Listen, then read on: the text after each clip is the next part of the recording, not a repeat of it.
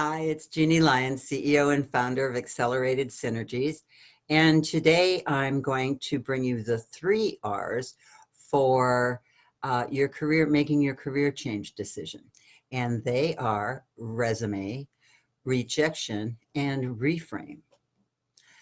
You can find a lot of help online on how to write and format a resume. So I'm not going to go into those details with you here. What I would like to remind you, however, is how important it is to have the keywords that fit the job as it's being posted.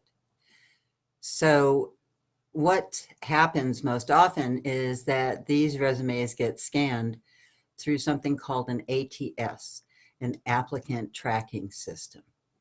And they reject a lot of resumes just outright because none of the keywords match.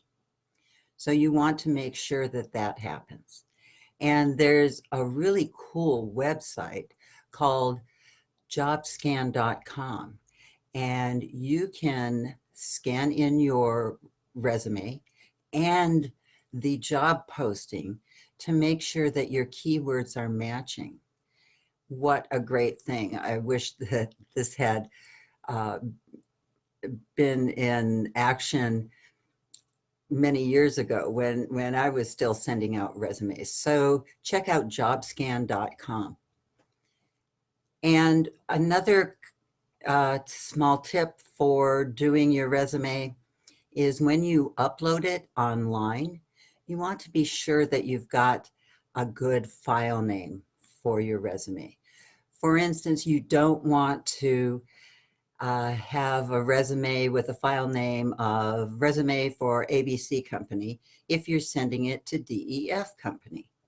So make sure that that happens. Also, a cover letter is really important. So make sure that your cover letter gets in some of those extra little tidbits that you want the company to know about you before you send it in. And again, what I used to say is, I'm sure my skills are a great fit for your company. Well, make sure that when you change your cover letter, you resave the file, excuse me, with an appropriate name, and make sure that in the body of the letter, you change the company name too. And then run your job description and your resume through jobscan.com. And that will help make sure that your keywords fit the posting. Now, the second R for today is rejection. If you've sent out, you can send out hundreds and hundreds of job applications, and they can all be rejected. So think of rejection as a protection and proof that you're stepping outside your comfort zone. Many successful people have been rejected. J.K. Rowling, Steve Jobs. Don't take rejection personally. I know that's hard not to do. But remember, they're just looking at you on a piece of paper. They're not actually meeting you and rejecting you. So do develop some coping mechanisms and take a moment to regroup yourself and silence your inner critic. I have a dear, dear friend who's excellent at helping people silence their inner critic. So if you want to know more about that, let me know. And remember, it may not be you, it may be them.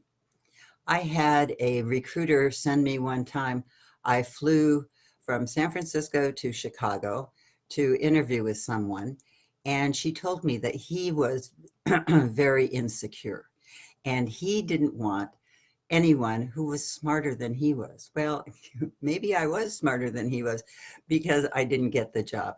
And I think that was a good thing. Even though I was rejected, I think that ultimately it would not have been a good fit. So the next R is reframe. And reframe what's going on with you, and so that you don't take this rejection personally. And remember, don't ever attach yourself to a person, a place, a company, an organization, or a project. Attach yourself to your mission, your calling, and your purpose. The important thing is to stay in action. And that takes us all the way back to the A word again, stay in action.